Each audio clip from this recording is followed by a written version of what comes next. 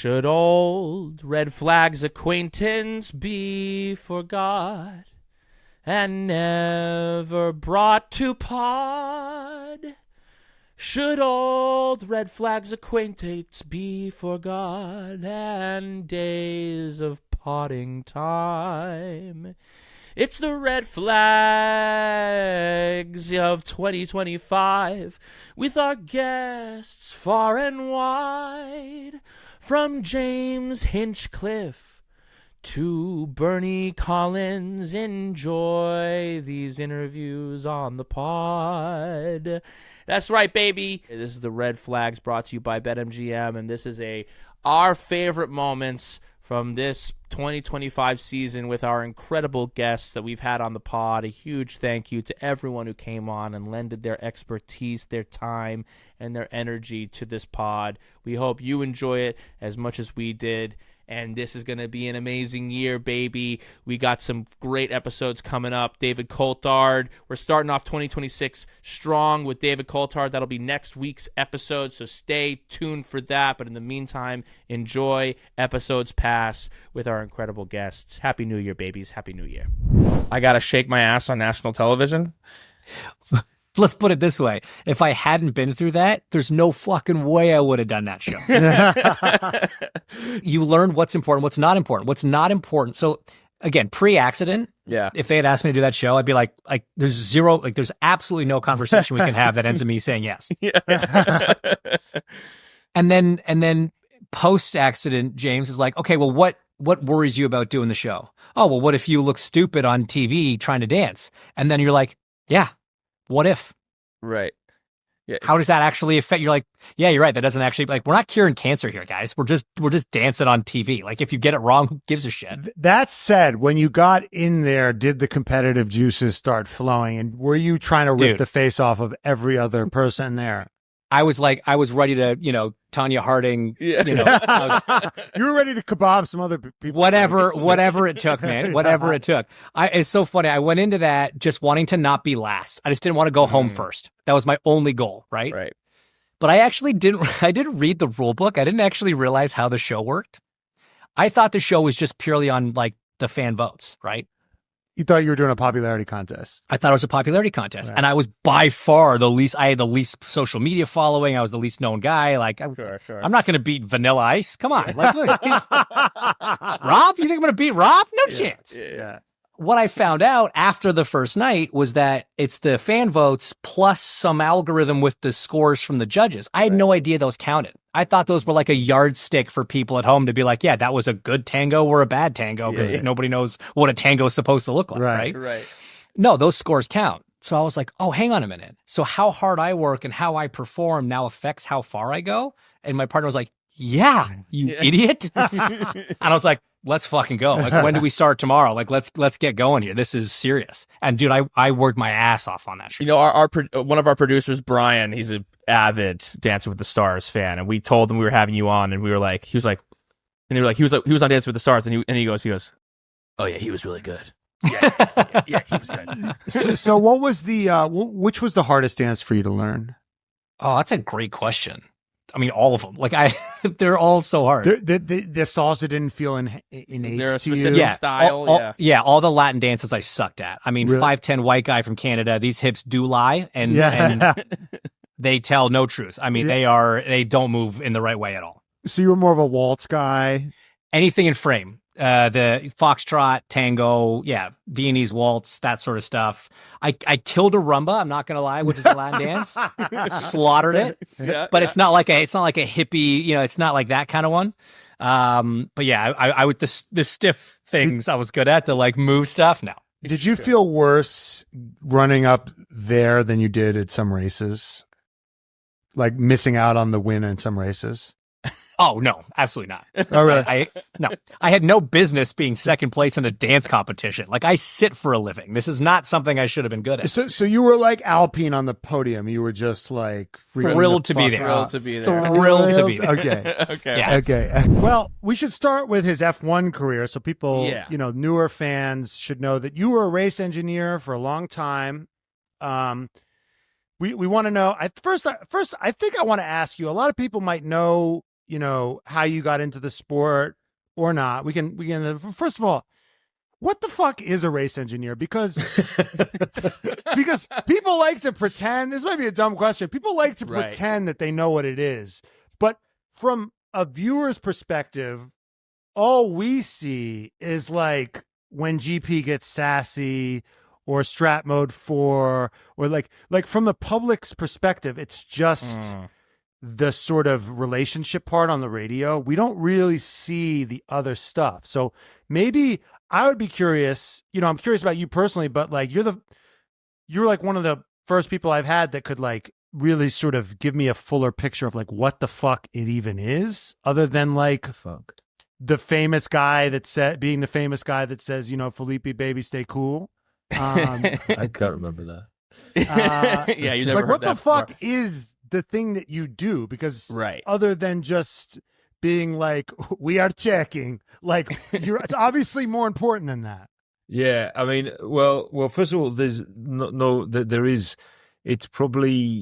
it's difficult to pin down because it changes from team to team, and it definitely changed significantly during the time that when I started, which was in the late 90s, to when I finally decided to hang up my clipboard, which actually as a race engineer was about 2010, and then I continued working until in the teams until about 2018, 2019. So it changed a lot. And it changed a lot because the teams got much bigger. So when I started, you had to basically, there was you and another engineer on the car, and you had to work everything out for yourself. So you did a lot of things really badly. But you had to have a really fundamental understanding of the car, vehicle dynamics, of tire science, tire dynamics, chassis dynamics, aerodynamics. And you also had to play nanny and driver psychologist and sports psychologist to the driver. All of that shit, that seems to be like the main part of the job now.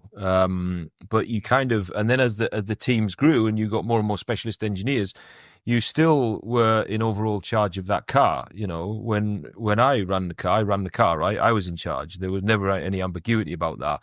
I would say that the race engineer today, there is ambiguity. Each of the specialists kind of runs their area, and they, depending on who the race engineer is, the ones with more experience still run the car, still operate the car. They still manage the car, if you like. The lesser experienced ones just kind of get told what to do. And they act as... There's a guy who works here in my business now that has been with me for a long, long time through many Formula One teams, and he calls them the radio repeater. So somebody says something and they kind of just like, send it straight out. Whereas the more experienced ones, the ones with more wherewithal, they kind of think, you're listening to lots of different things. It's like being a TV director, I guess, right? You're listening to 15 different things through your earpiece, and sometimes you listen to it and you think that doesn't sound right. Sometimes you listen to it and you think, yeah, that kind of coincides, and that gels with what the aerodynamicist wants to do and what the tire scientist wants to do, and that's going to help us to get more points in this race. So I'm gonna do that. So that's what I think. What is to sum it up, because I'm rambling like all good engineers. What should the race engineer do? The race engineer should manage the car. He should be in charge of that car. He should be in charge of optimizing the car and getting the best out of the package, which is the car and the driver. Not all race engineers do that nowadays. When you hear GP and Max, because they get so spicy with each other, and GP is, kind of can get pretty snippy with him, but you appreciate that? You appreciate that dynamic? Oh man, I love Giampiero. He's such a great guy. I'm constantly telling him his time's up in Formula One. He's had his world championships now. Stop being greedy and come and work for me. So might happen one day, might not. But you heard it here first. But I love GP, and he's very much like an engineer. How I was, right? The driver is, you've got to be. I remember when I first started, and it was Gary Anderson who said to me, you need to be. He used a term which I think is great. You've got to be pissing in each other's pockets, right? It doesn't matter who you are. There's no hierarchy here. It's you two guys trying to get the best out of this thing. It's a pressure cooker as well, right? So you can't have this. You've just got to have this completely open relationship. And sometimes you're going to get pissed off with him. He's going to get pissed off with you. But at the end of the day, it's like any kind of deep relationship or true relationship. You can have those moments, and then 5 minutes later, it's all okay, right? And that's what it should be like between an engineer and a driver when they've got that relationship right. And I think between Max and GP, they've definitely got that relationship right. GP tells him how it is, and Max will fire back.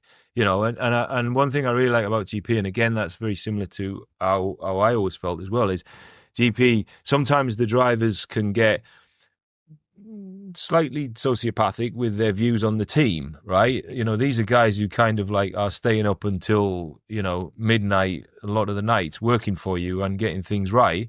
And you've heard GP a couple of times, and I've definitely said it to my drivers, I think you need to go back in the garage and apologise to the guys, because how you've been behaving is not very adult. You haven't been a very nice person, put in polite terms. So get in there and apologise. GP's done that with Max. I certainly did it in my time. So I think that the way Giampiero conducts that, himself on the radio, and it's probably just a reflection of their real relationship. They've got this good relationship. They've got a relationship that works. They both rely on each other, fully, and they both trust each other fully. And when you've got that, you can talk to each other how you want, right? You don't have to have this like control, check, 10-4, all of this nonsense, right? We are checking. Well, fucking hurry up then, because I'm driving a car 200 miles an hour. We also, I think, read that in your inaugural season, there was a 20% female participation in the... Can you speak to, the kind of efforts of getting girls involved in karting? Well, I mean, this was something that... So I do quite a few panels and public speaking and stuff like that. And I kind of sat on... I remember just sitting on a panel once, and it was about female participation in motorsport, and it was about they were talking about like the tiny numbers, like 5% participation and 3% participation, and like a 10-year plan to like make changes to get it up to 10% and stuff like that. And I remember coming back and talking to the team and saying, "Fuck, it can't be that difficult. Come on, it's totally like not relatable to females. That's why they don't do it, right? So why don't we do some marketing campaigns? Let's have a look at what the problems are of getting females involved." So you start to have a look at it, right? There's a young female who might be 12, 13 years old. She walks into a karting paddock, and it's 99% male, right? It's not a particularly relatable or friendly environment, right? All of the let's say the karting companies, you need to get more girls there. to get more girls. You need to get more girls to get more girls, right? So I'm a huge advocate. I mean, my business here is probably 50-50.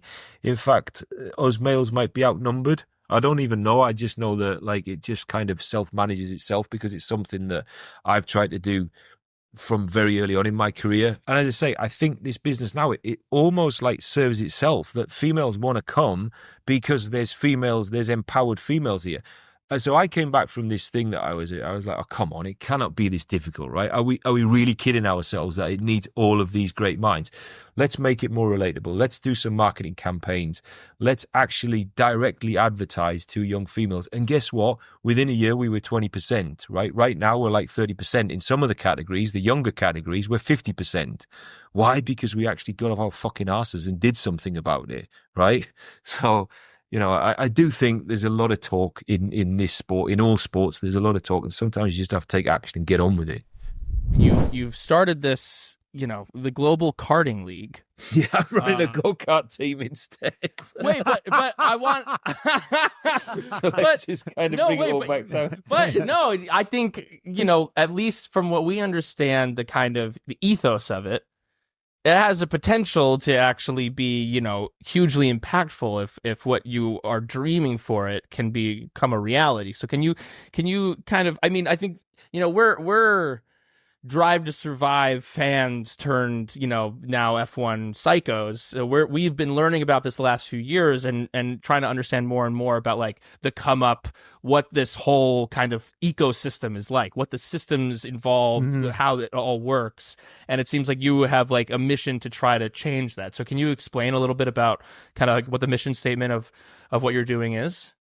Yeah, sure. So I mean, I think that, you know, this is it was the right time for me to do this. You know, I stopped with the teams in 2019, and I knew that I didn't want to do that version of Formula One anymore.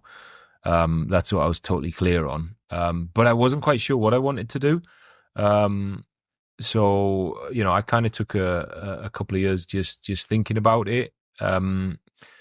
What happened was what I've come to the conclusion fairly early on was I wanted to do something that gave back. You know, I'm from a fairly humble background, and I ended up, you know, in this dream position in Formula One, and building kind of I guess a dream life, if you like.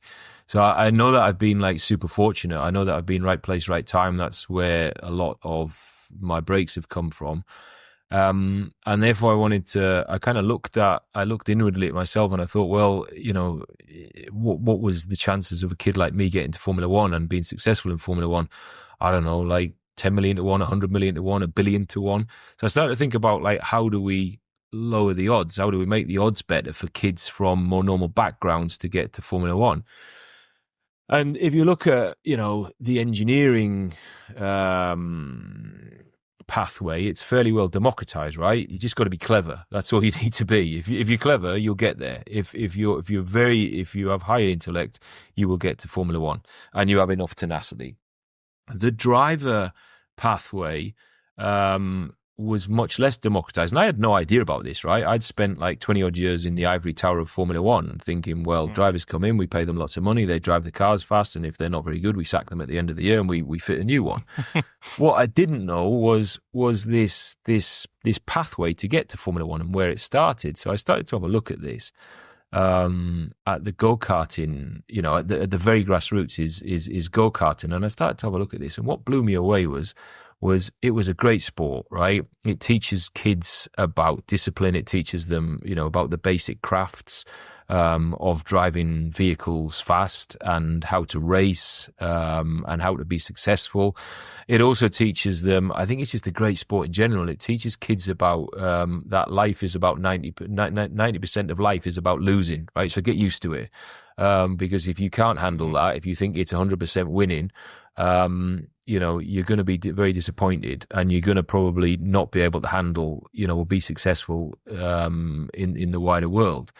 So I just thought it was a great sport, and I thought, what a great sport. Why aren't there more kids involved? Why are the numbers so low in every single country? Well, the reason is, when you start looking at it, because it's incredibly expensive to do it at the top level. You know, you're going to go and do the leisure or leisure for your listeners version of it, you know, which is like $25-$50 or whatever it is to go and like whiz around for half an hour in like the indoor carts at like, you know, 20 mile an hour or something. But then when the kids want to progress to the outdoor stuff, which is like the start of their pathway to get to Formula, it's just insanely expensive. You know, it's literally, to dip your toe in the water, it's 10-20 grand. And then if you want to be successful up at national level, it's 150 grand. If you're going to be successful after that, you know, beyond that, at World Championship level, it's 250 grand. And this is all coming from the families. So where are we finding the talent? That we can't, we're either the most fortunate sport in the world, that all of our talent comes from this single gene pool of very wealthy kids. Right. Or there's something called Occam's razor. And in fact, there's super talented drivers right throughout the world who've never ever going to get this opportunity. So it was about trying to give kids this opportunity. So we set something up we set a karting league up. I built the karts. I mean, not me physically, but we designed the karts. We built the karts. We set up a completely different operating model. We collapsed the price point by about 95% compared to like top level, like national karting. So you can do a season of karting for like 5K. It's still a lot of money. I get that, but it's 5K compared to 100K. And all the karts are the same.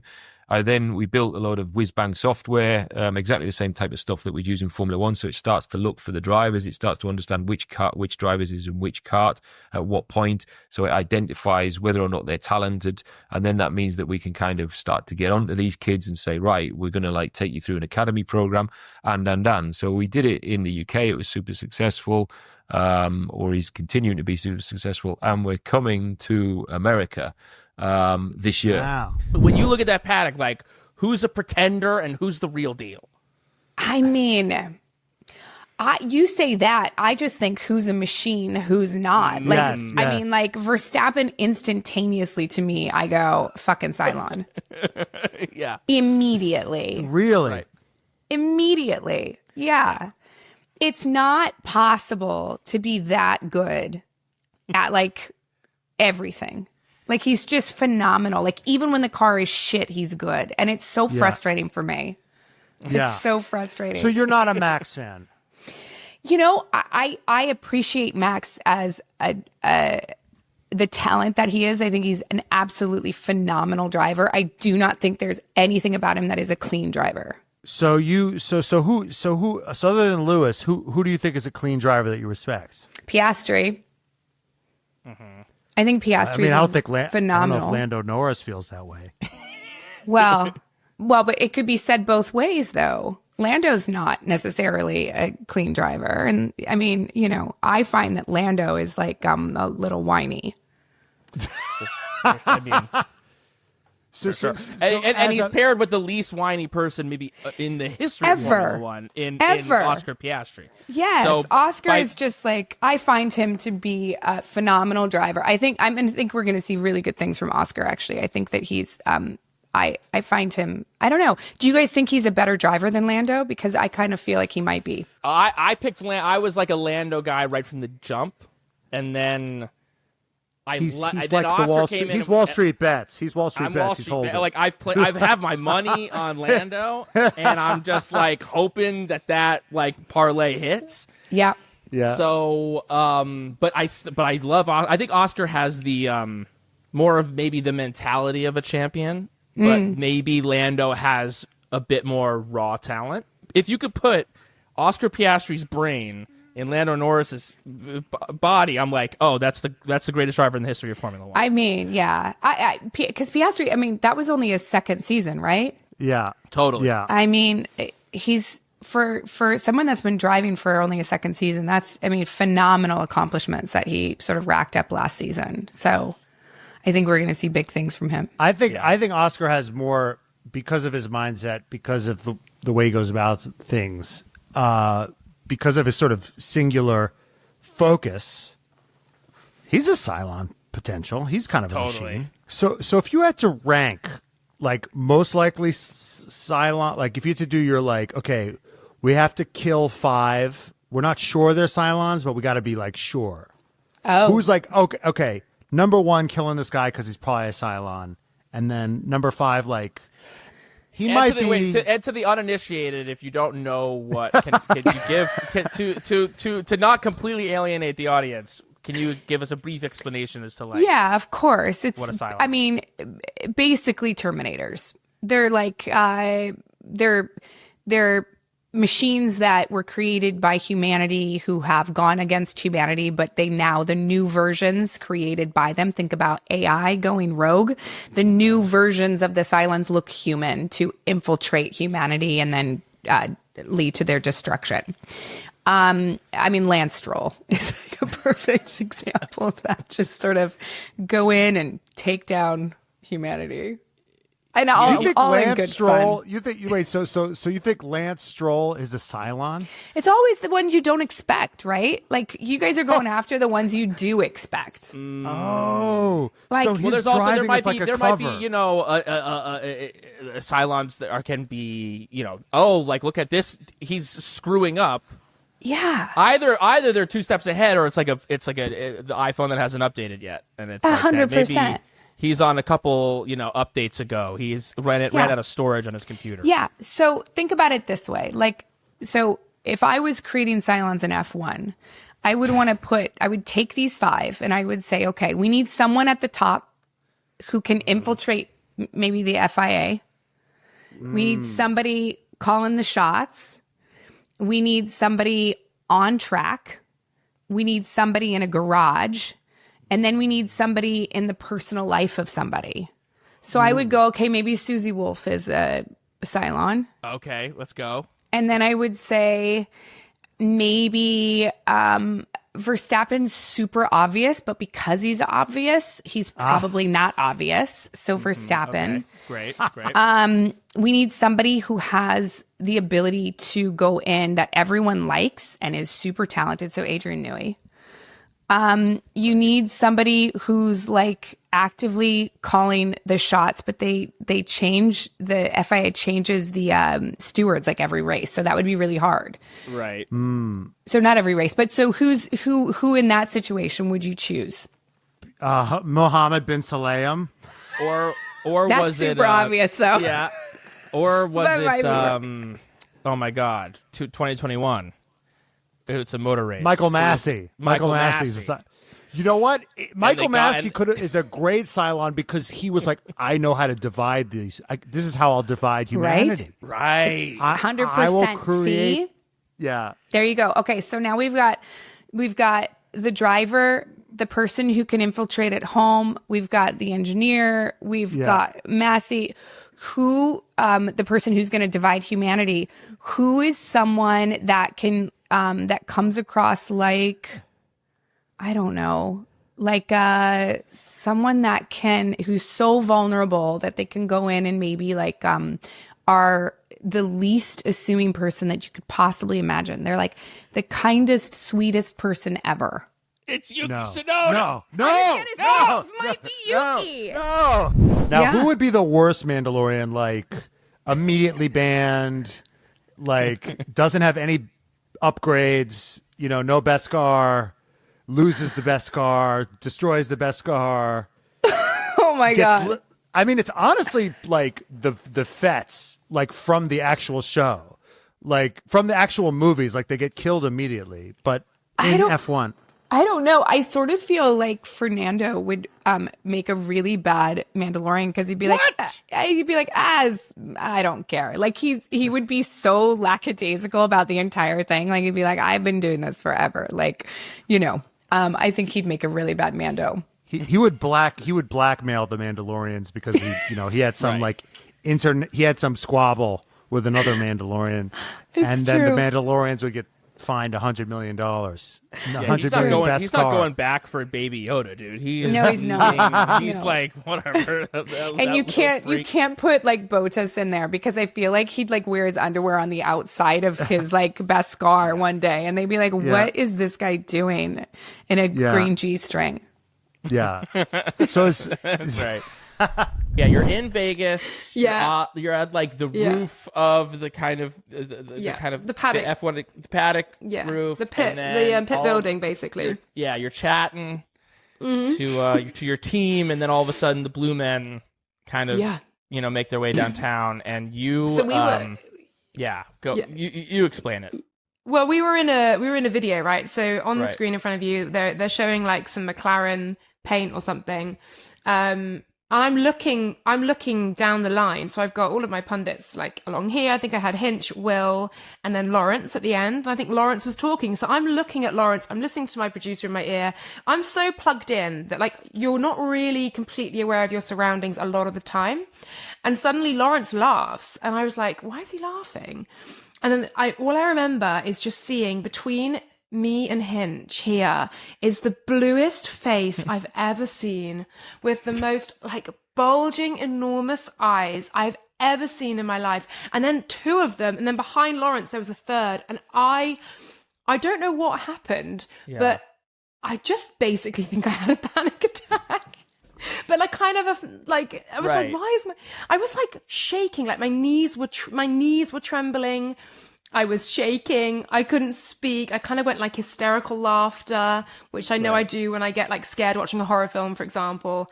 I don't typically love masks, clowns, that kind of vibe. And I feel they were that for me in that moment. But it was the shock of it and then not being able to control the physical reaction that I was having. And I just couldn't stop myself. Right. So that was a fear. So you didn't, it unlocked something?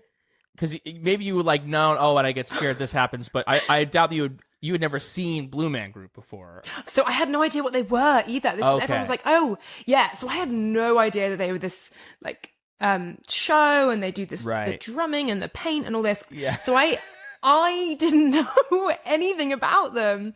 Yeah. And so I just saw this blue phase and they were just standing around me and their eyes. And I just freaked out so much. And then my brain kicked into, you are on air.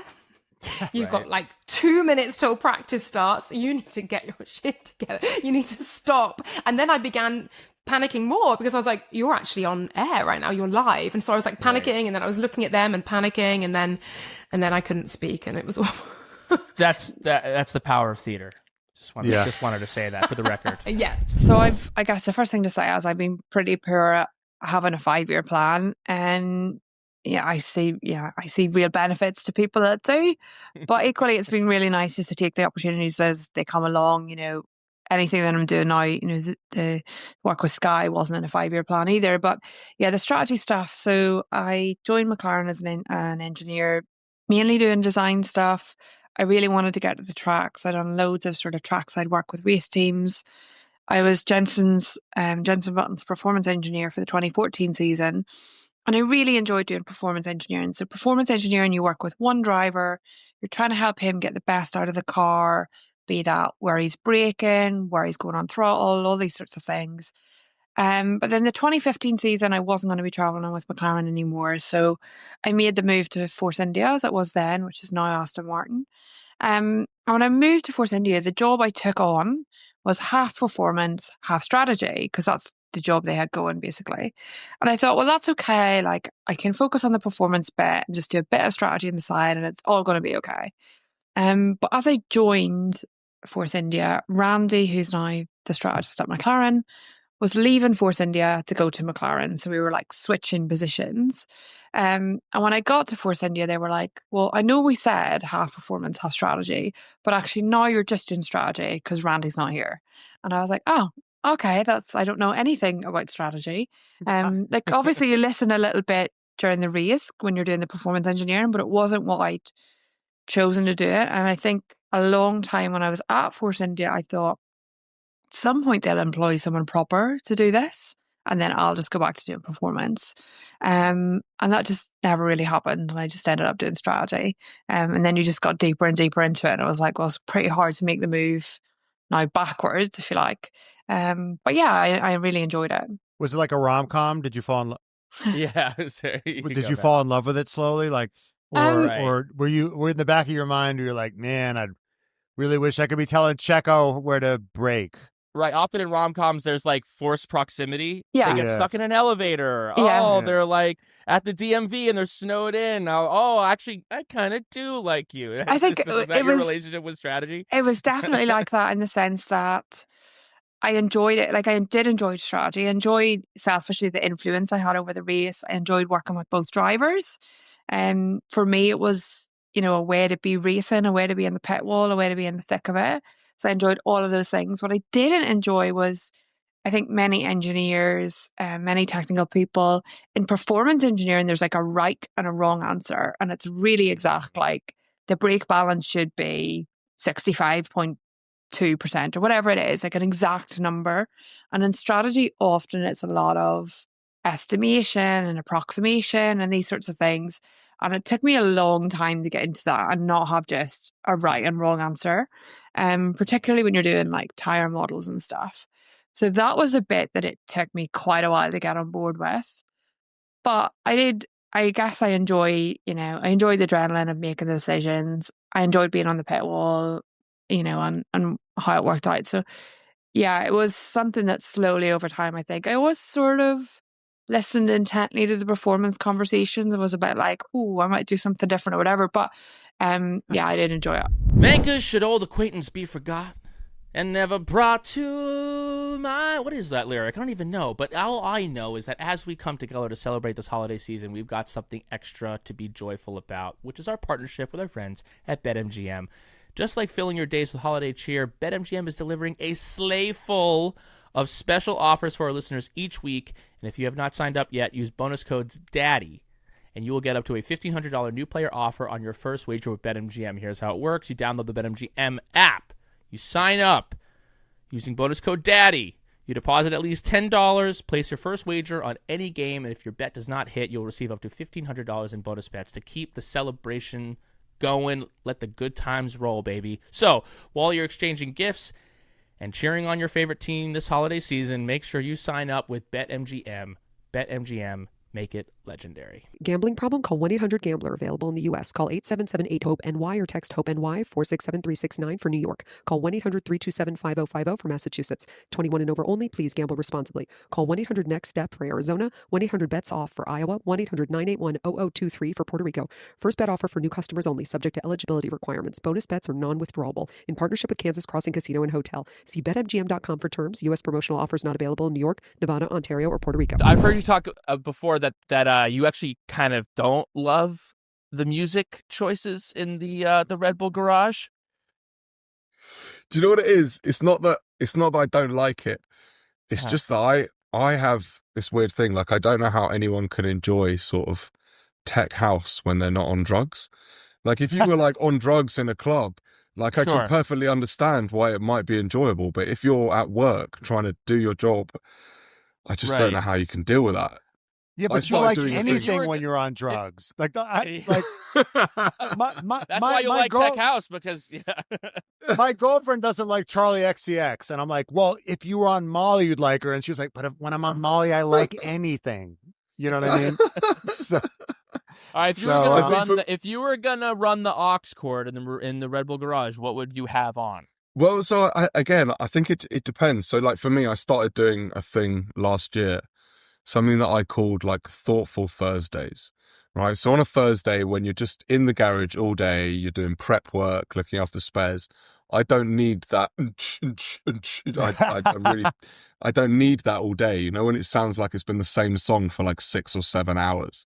Yeah. So I started doing this thing called Thoughtful Thursdays, where you can put anything on, but it's got to be like soul, R&B, like something like classic, something that anyone can sing along to, like all the classics, all of that kind of stuff. And I don't want to hear anything above like 130 BPM until we get like well into the weekend. Right. And who controls the aux cord? Basically, whoever gets to the stereo first in the morning. So a lot of the time it's our garage technicians, because like some days they tend to go in slightly earlier than the mechanics to sort of, whether it be turn the tires on, get them on heat, prep the garage for the day. So they tend to be there first. So they usually always get sort of first dibs on the radio. Is there a particular person where you see him, you see his eye, you see his phone in there, and you're like, well, I'm fucked, man. This is gonna be a rough day. Absolutely. If I see like hydraulics technician Luke Heath going towards the stereo, I know I'm about to put my AirPods in and put them on noise cancelling. That's basically how it goes. At any point that I see Luke going towards the stereo, I know it's over for me. It's finished. It's done. When Nicholas Latifi threw it into that barriers, and then all of a sudden Max Verstappen wins the championship, that was pretty good.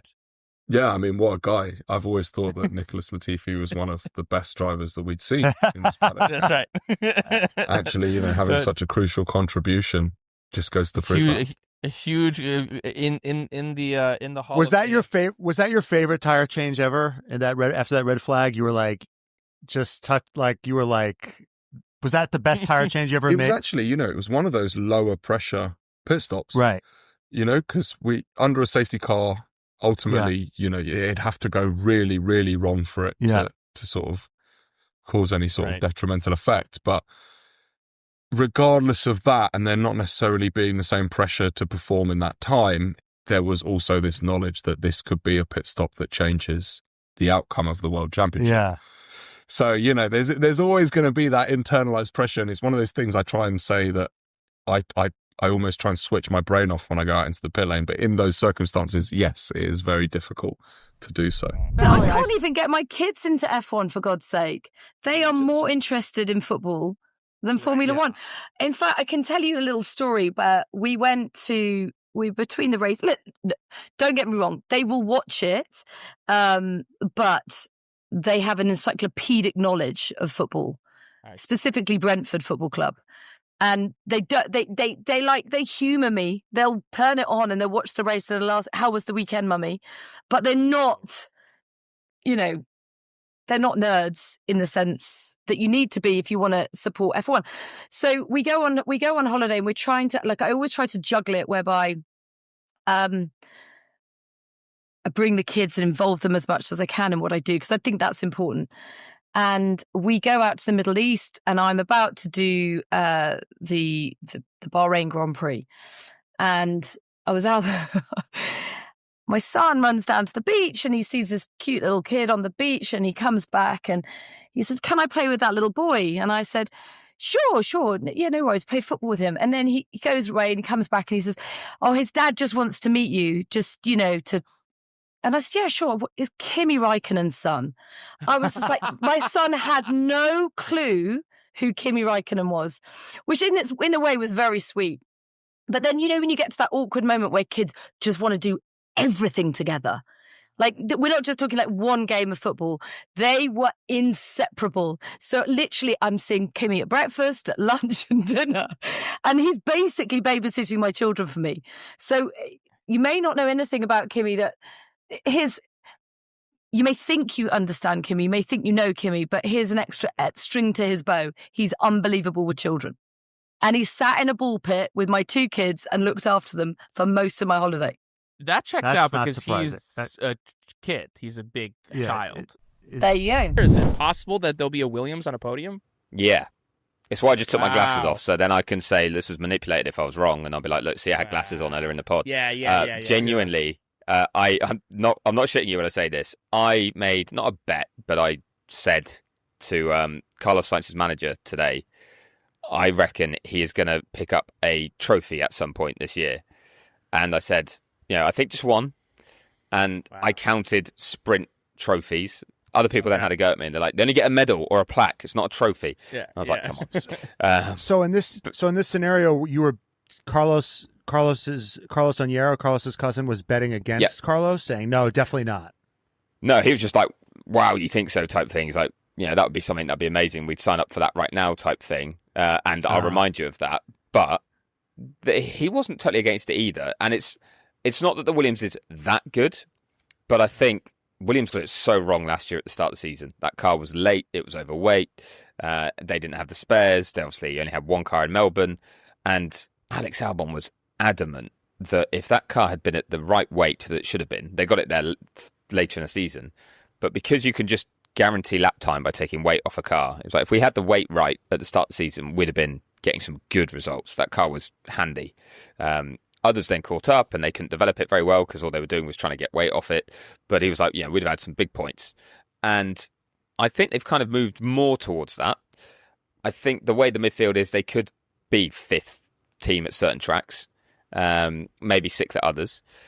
And over 24 races with 4 competitive teams at the front again and a more intense title fight, I would say, than last year, in the way that I don't think one driver runs away early on, then something I thought it was strange last year that something didn't happen that was a bit more crazy to open up podiums for people apart from Brazil. The fact that was the only time any team outside the top 4 got a podium in such a close field was remarkable, really. So I just think there might be something somewhere, or the right racetrack that suits the car, and it's a sprint weekend and they just get the setup right on Friday and it'll put you right up there. I mean, look, where did Hülkenberg qualify in? Was it 4th, I think, in Abu Dhabi? At the end of the season. He got a penalty that dropped him back, I know. But again, going back to how close that qualifying session was, these drivers, I mean, Williams, 2 quality drivers as well. Carlos puts in a good qualifying lap somewhere on a sprint weekend, and why not hold on for that position or pick up a place or 2? So, yeah, I said I could see it. And now I was keeping that private so that I wouldn't look so stupid, but now it's out there. Well, in Drive to Survive, there was a scene where you were in a sauna and you were tushed out. Yeah, and So I that's feel long, like maybe long time that was ago. maybe what started Well, it. for Finns, it's normal to be naked. Right. Let's start from there. So for us, it's natural, especially in the sauna, or if you go for a swim. And there was this one picture I posted. Okay, maybe I had some gin when I posted it, but I was in the quality river. control. Yeah, I was in the river. Oh, yes. And again, it was Rewood's picture, and people like it went viral, obviously, and then becomes next year. Went back to Aspen. Was with my friend Paul Ripke, who's actually here this weekend. He shot the calendar, and we decided, okay, let's do this for charity. Let's see how big it can get, and it got huge. Right. We raised lots of money, and I thought it was fun. It was all good fun. For what cause was it? November. So men's health. Yeah. If you were going to elicit or enlist a few other drivers, you have to pick 2 other drivers to kind of make cameos in the calendar. Who would they be? There would be nobody. Nobody? No. Oh, he's a solo artist. Doesn't like to share the spotlight. I don't think anyone would make a butt calendar. No? Do you think so? Yeah, now thinking about it, they would be too precious about it, huh? Yeah. I don't know. I they feel like were overthinking it. Yeah. like Gunther, how much money for November would it take for you to do a calendar? to do a I'm an old cameo. guy. I mean, nobody. Well, there's always an audience for. Yeah. Maybe a little more niche. Yeah. Maybe a little more niche. There's lots of weirdos in this world. Wait, don't kink shame. No, Can we talk about the Australification of Valtteri Bottas? Yeah. I love it. It's good lifestyle. There's nothing really apart from all the deadly animals who want to kill you. Sure. Apart from that, there's nothing I really don't like. So I can definitely see myself there in the future one day.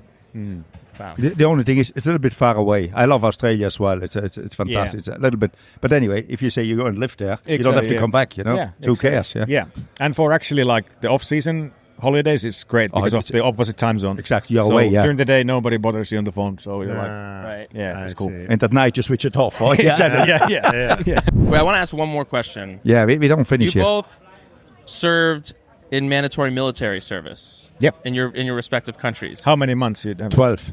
Oh, I was lucky. I only got to do 6.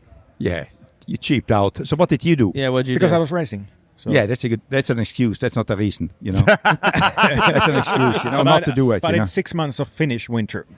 Okay. Yeah. Yeah, it's in a heated hut, and everything. So what did you do? I became a sniper. Really? Whoa. Yeah.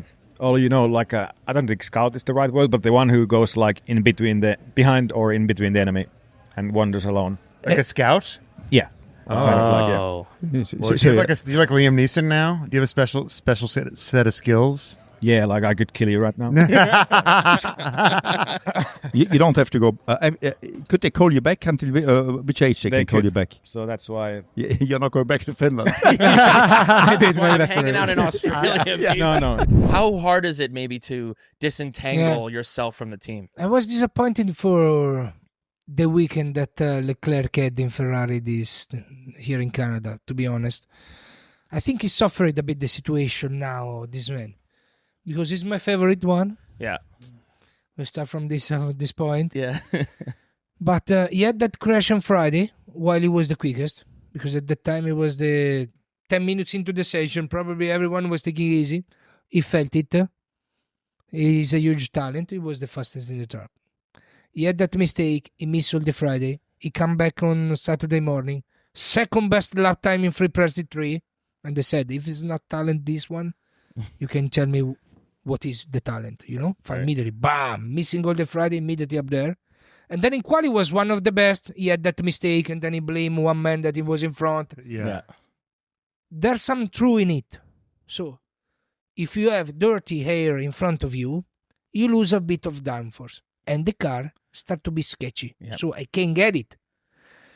But blame fucking Hadjar that was 3 seconds away. Going slowly. It's not the way. I mean, I know that you are angry. Don't blame the other. Yeah. It's happening, I think, because now he feels this kind of I don't know if it's pressure, but like frustration. Yeah. I mean, he feels that he has the talent to become world champion. I strongly believe too. Mm-hmm. The car is not there to give him the chance. His team pumped up the situation all winter long, say we are going to fight. Hired Hamilton to have the right mentality to win the championship. He's beating Hamilton every single time. How is possible that he's fifth? I know that is frustrating. Yeah. So you are beating the best in the sport, probably of all time. You should be winning almost every race. But the car is not there. All the winter they said that they were fighting for championship, and now the championship is not far away. It's on the other side of the moon. All right. Who's to blame? What's wrong with Ferrari? Who's to blame for Ferrari? They want to fire Fred. Is Fred the scapegoat? Why can't they find their way back to the top? It's been since 2007, 2008. But the situation is not clear, and I'm sorry for it. I'm disappointed for it. Because if you change the team principle at this point of the season, it's a huge mistake. And this is my personal view. Everyone can think on his own. But my personal view is, you are in the middle of the season, that's fine, can be okay. But the project for the next season car, where the rules are completely different, is already started. So if you fire the team principal that is running the project, you create a lot of confusion, a lot of trouble. You have a new one, probably with new people. He needs to restart. Is later than Adrian Newey, that is a fucking genius. I mean, you understand? Yeah. Gives me. I start to think. I don't think it's the right choice to change the man now, or you change it at the end of last season or during the last season championship, and you bring new people to start the new project. If no, now the new project is already starting, then you charge the leader. It's a trouble. If you come like as a team principal, and then you bring your friend because you know that he's capable of. The project is already started. The first things that he does is. I have a better idea. Restart again 3 months later than the other team. I don't think it's the way to win the next championship. So we've got some fans, people who are going through some stuff, and they want a Davide Valsecchi pep talk. Okay. Shoot. So Liz needs motivation to get back in the gym and start working out. What do you got to say to Liz? Liz, I'm with you. Come together. We go Starbucks and McDonald's. We do double. Wait, Liz. For the first weekend, I was keeping the same jet lag of Italy. So every morning at 3 o'clock in the night, I was awake. And every morning I did train. This morning, I woke up to the hill up there, where there is a great view, and I ran down. So... And I see the calluses on your hands. Show the hands. Let me see the hands. Yeah. I hope those are the calluses I think they are. I'm a right-handed. No, so I don't know. I'm not the perfect guy for this. Okay. All right. Ryan needs advice on how to start dating again after a bad breakup.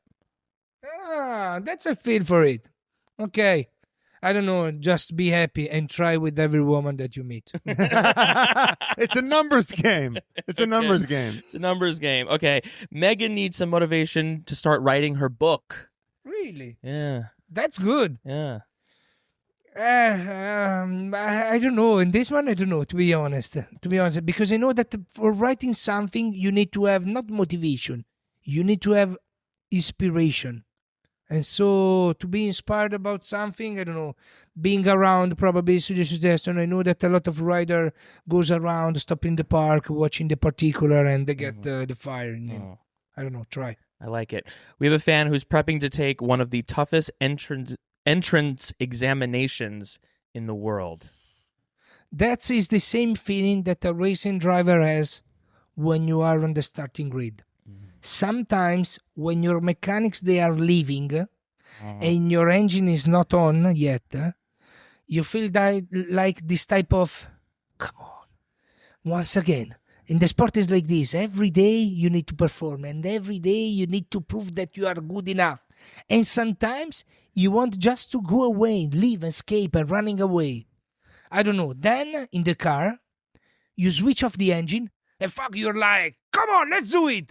So I don't know what he has to try, but I don't know, put very high level music on and let's do it, you know, something that give you I heard the commentary that made the engineer about the qualify. where he was over pushing a bit. Remember your breaking points, that kind of thing. Fuck you, man. I don't know him. I don't think it's the right way. Come on. Live on television. You stop in the box and you tell me. You stop in the box while I'm driving. I'm over revving, right? Because you are telling me that I need to stay more calm. So I'm right over revving. Did you ever work that someone is so frustrated want to punch you in the face? No, stay calm. Palm at the first time, right? So for sure doesn't work like this. I mean, try to help him out in a different way. That one from me was the wrong attitude. What the hell is going on? Because before this year started, it was like Alpine and Williams, watch out. And now it's just like, I mean, Williams was looking sexy there for a second. Now they're looking like a mess. And now Alpine's been a mess the entire time. I mean, what, De Mayo's gone? It was the big dog who'd been consistent for years now. He'd overseen a bunch of these team principals coming in and out. Right. Ollie Oakes has gone, and that was kind of mysterious, wasn't it? Oh, where in the world is Ollie Oakes? We kind of forgot about that. Yeah, he's still at High Tech, which is like the F2 team. So he's still present in the paddock. Oh, he is? Yeah.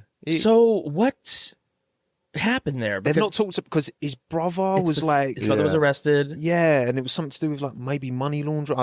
Allegedly. Yes. So allegedly, this is all alleged. Hang on, alleged. I'm covering my back here. It kind of just got swept under. I mean, look, because there was talks about him replacing Christian Horner. There was like all these like he's the young, hot prospect, and now all of a sudden he's because it was so hush hush that just made the rumors I think more strong. So you've had all this like rigmarole Alpine over years, like changing engine to Mercedes for next year is obviously a good thing because they've been down on power for years. But mate, I feel for Pierre. You know what I mean? I feel for Pierre because Pierre cooked in 21. He was like one of the strongest drivers on the grid. And now he's in this team, almost where Albon was with Williams, where you're a great driver, but you've got unproven teammates that are kind of coming and going, right? You've got Colapinto doing maybe Paul Aaron. He's in FP1 this weekend for Sauber for some reason, which is weird.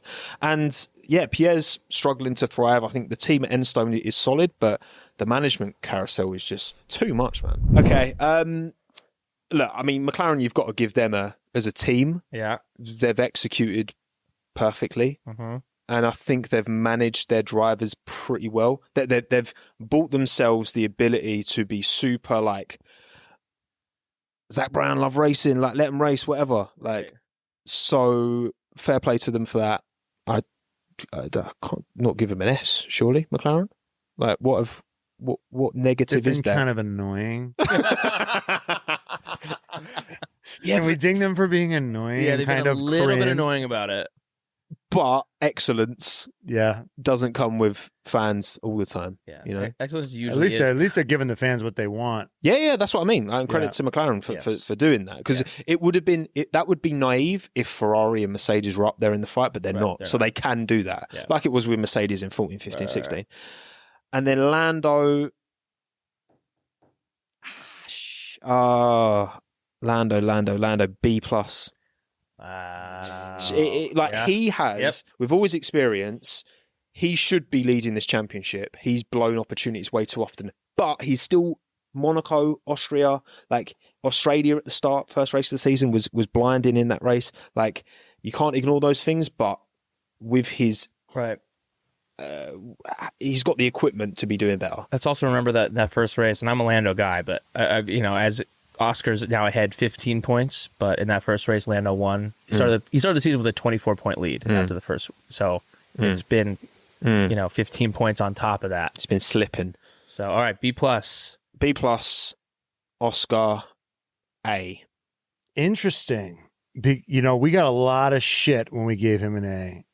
Everyone's like, he's leading the championship. He's an S. He's got to be an S. Oh, an S. Yeah. How could you not give him an S?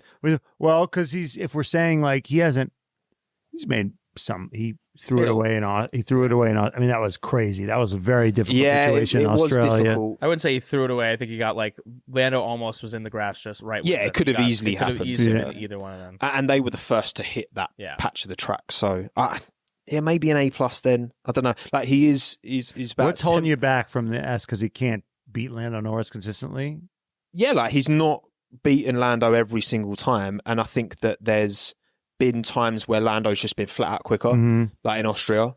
Lando was just quicker all weekend, even though he didn't get an FP1 because Dunn was in the car, and he was still quicker than. Right. It feels like Lando's been a mess, and he's still kind of like around. Yeah. I think in the races, Oscar can't really have done more, but I think he's still missing a bit in quali. So maybe A+, maybe A+, maybe. And A+. people are still arguing in qualifying. Is Oscar beating him or is Lando throwing it away? Yeah, I think Lando is quicker. If Lando nails his lap and Oscar nails his lap, I think Lando's got him just by like half a tenth.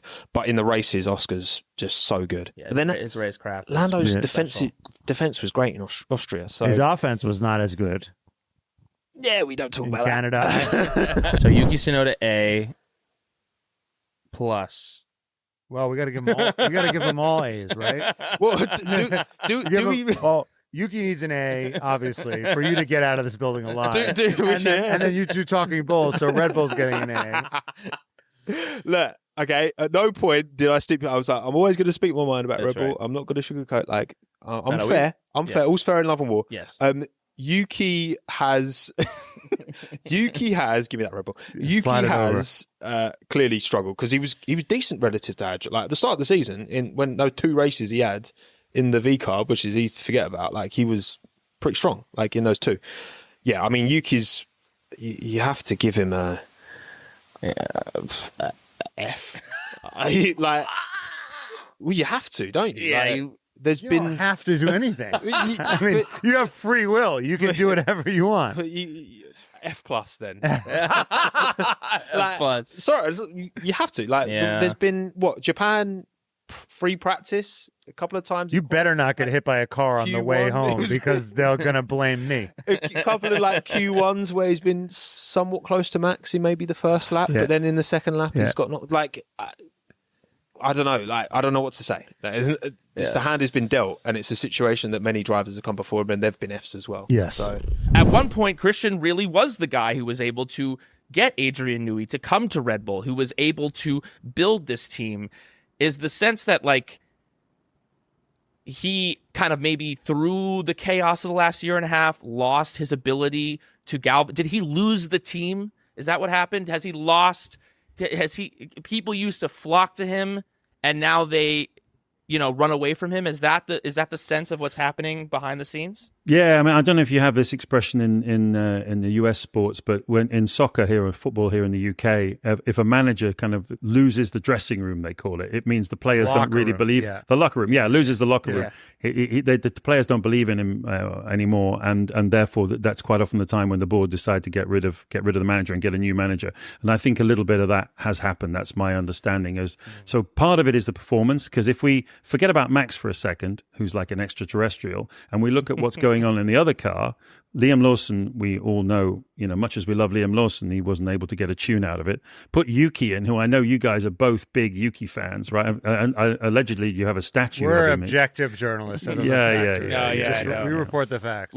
We call balls and strikes. That's what we do, There you go. Well, anyway, I know for a fact that you two are both Yuki fans, and but I'm sorry to say that he's only got 7 points, right? So if his teammate was on the same sort of strike rate as Yuki, then Red Bull would be in deep doo-doo. So it's clearly the car is not competitive. Oh, hypotheticals are pointless. It's a pointless exercise to do that.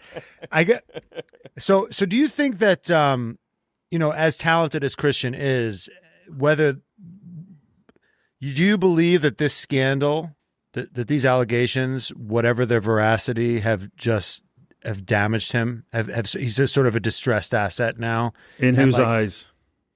In the eyes of the eyes of his own team, or the paddock.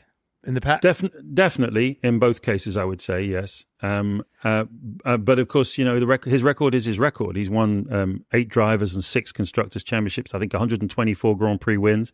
As a team boss of a single team, it's got to be a record. I don't think anybody else has. I mean, maybe Jean Todt.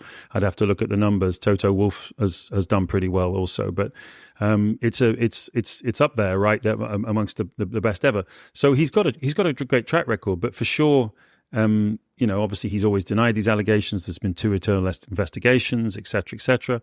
But it led directly for sure to some departures. And if you remember Jos Verstappen last year, at the beginning of the season, after that it all blew up in Bahrain, he actually said, Christian staying here is going to cause this team to fall apart. And he would say that, he's been proved right. It's hard to parse these things. How much of these departures we don't know how much of these departures are because of Christian and how much is just the natural, these people just need to go somewhere. I mean, that's a natural, when Mercedes was winning, they hemorrhaged talent. The people get promoted. They get paid more money to go elsewhere. I'm sure with the cost cap, that process of getting promoted elsewhere is accelerated, right? So it's really hard to say.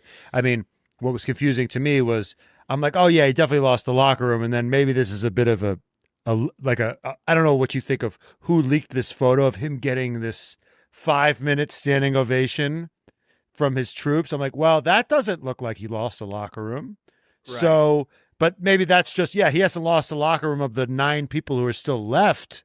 But see, so it's just hard for me to parse. I don't know if you could help us make sense of. Yeah, it's a big machine, right? A Formula One team is a big machine, and he certainly had a lot of people who owe him, a lot, because they've not only had a great job for a number of years, but all the winning they've done, they get bonuses. I'm sure you're aware that the team, if they win a constructors championship, you can buy a car with the bonus you get from winning a constructors championship. So they have a lot to be thankful for him.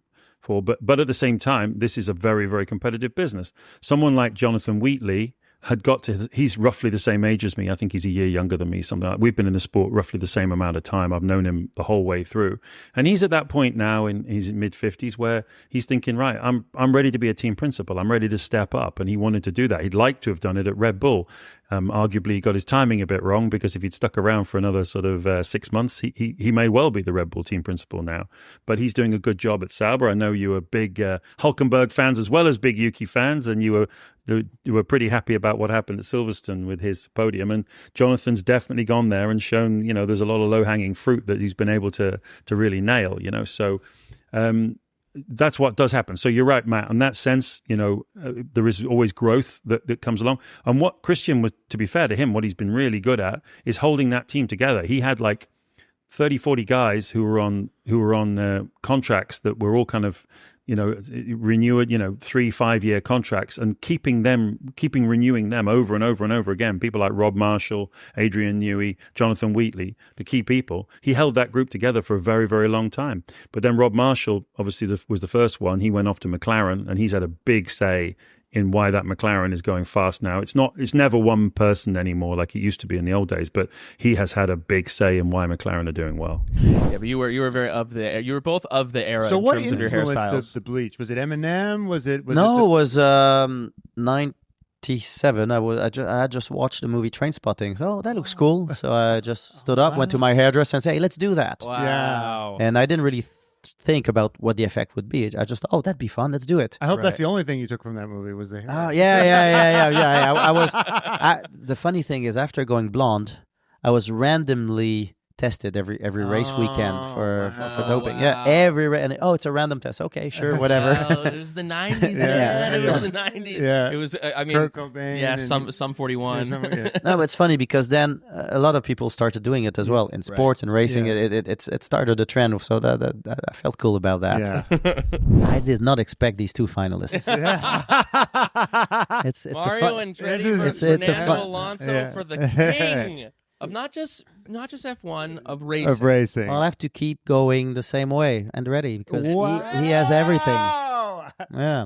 He was a last. Who would have expected that? Friend of the pod. Wow. Yeah. Unbelievable. Yeah, no. Wow, we have our victor. When did it kind of dawn on you, like, all right, like, my family and my dad does stuff that the other dads don't do? Like, when did that first hit you?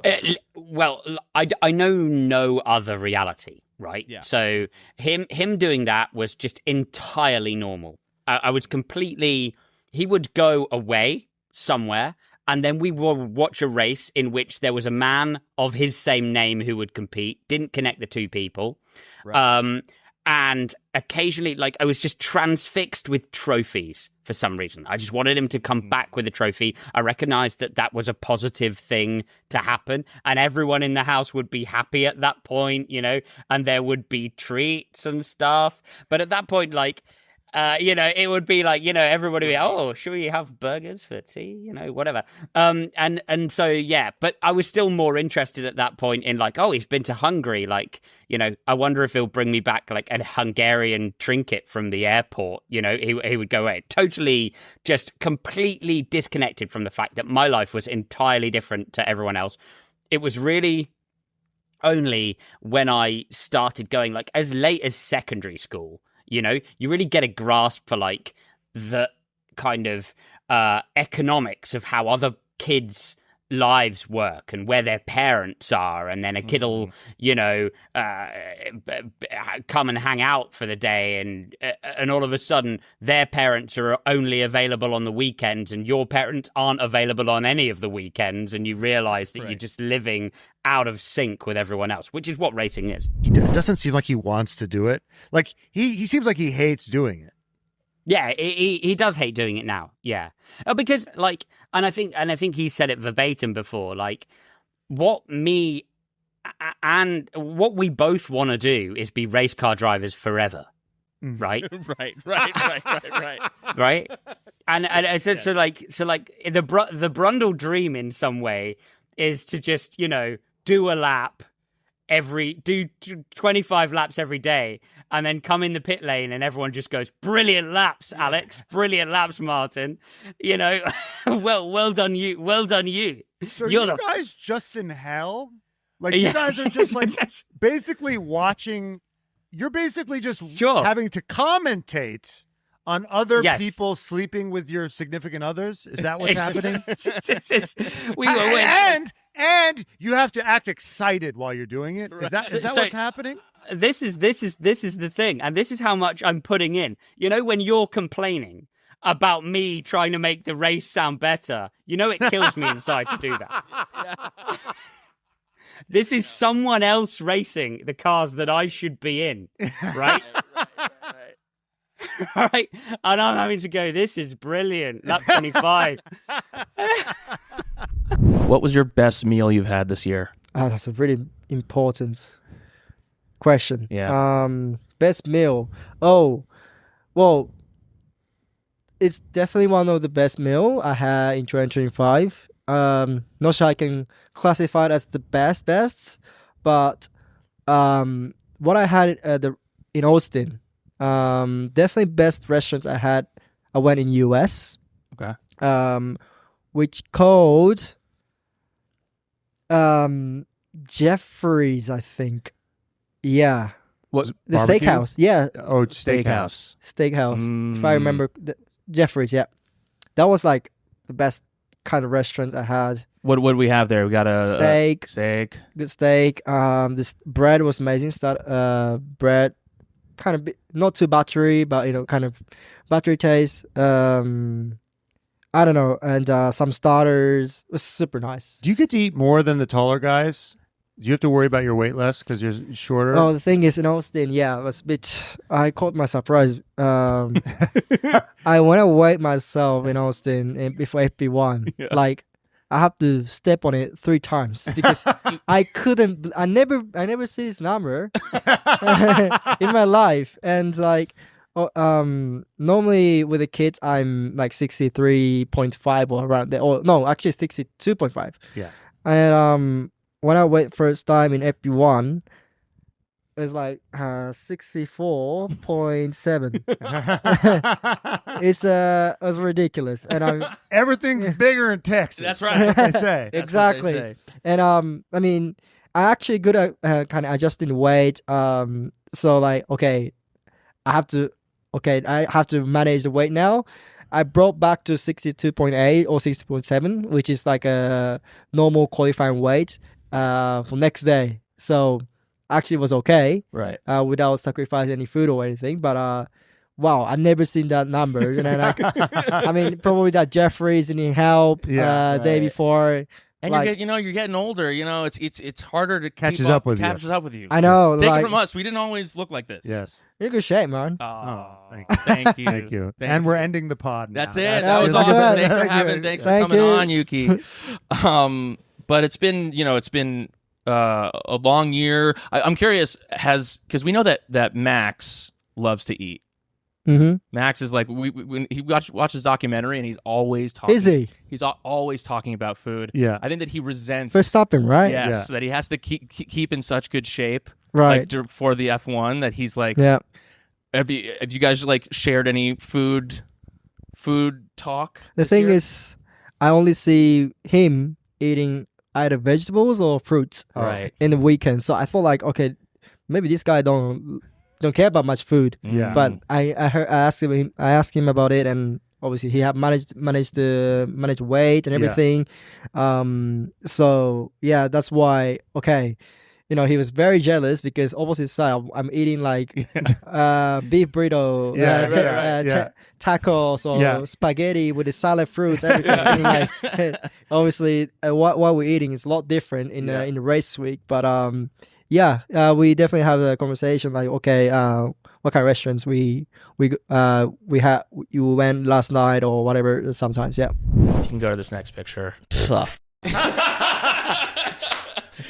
I thought you were talking about something like points. No, bro, we're talking about the bod, bro. We're talking about... How has your career changed since this moment? Have people view you differently? Actually, yes. Actually friends as well. Right? So has anybody in the paddock looked at you? Has Pierre been like, hey, I thought I was the guy with the shirt off? No, but actually, a funny story. Like, do you watch MotoGP? Yeah, a little bit. We're starting to. Yeah. Fabio Quartararo. Yeah. Like, obviously, like, he was talking to me. I went to see him at Le Mans, the race. Yeah. He was talking. He was like, who are the fittest drivers on the grid? I'm like, apart from myself, I would say, no. Yeah. And then I posted that. Yeah. and a week later, we saw each other again. He was like, actually, when you said that you thought you were fit, I think you were joking. Because I always dress like baggy. Right. And like... And you got a baby face. Yeah. And he saw that. He was like, okay, mate. That's right. Sleeper bod and sleeper performance. Yes. Okay, the real moment that kind of changed things for you, how people saw you this year, was this podium thank God. performance in Zandvoort. Can you talk to us about this weekend? Kind of, what were your expectations going into it? What were your expectations going into the season? Yeah. Did you even think that a podium was possible? You did? Really? Yeah. Okay. I wrote it down as well. Yeah. Like, when did you write it down? Start of the year. They give us like our predictions and our targets, like on the F1 board. Sure. You take a picture with it. And it was written, I'm going to have my maiden F1 podium. And I did it. You wrote it? Yeah, I wrote it. And did everyone say, yeah, that's realistic? Or they said you're freaking crazy? No one said anything. Yes. Okay. And then in Monaco, when you got like 6th, you're like, okay, did you become less of a fantasy? No, honestly, like when I was 10 races down, I was like, there's no way I'm going to have a podium. It's just making it to the top 3, honestly, with all these guys. I was like, yeah, no way. And then I was like, okay, it's happening. Yeah. It's happening. And especially in the weekend, it started so bad. It's like out of every weekend, it's so random that it was in Zandvoort. This was the one. Yeah. Does that happen sometimes where you feel like I'm sure it must. You go into a weekend. So many times in my career. Yeah. There's weekends you have no feeling for it. You don't feel bad, but there's nothing good going on, and it turns out to be a massive result on Sunday. You're like, okay. And some weekends that start very, very well, it turns into a nightmare. What was that like sharing it with the team? I mean, the garage was going absolutely nuts when you got that podium. What was that kind of like sharing it with everyone who's been so good working with you? I'm very passionate. In tough moments, I'm very tough on myself. Yeah. And in good moments, I know how to celebrate. Yeah. So I was so happy because in F2 I used to always like jump on my guys. Yeah. But like there's more guys now. So I get to jump on more people. So I was so happy. Goodbye, Vankers. Goodbye, Vankers. Bye, Vankers. Goodbye, Vinkas. Goodbye, Vankers. Goodbye, Vankers. Goodbye, Wankas. Goodbye, Vankers. Goodbye, Vankers. Goodbye.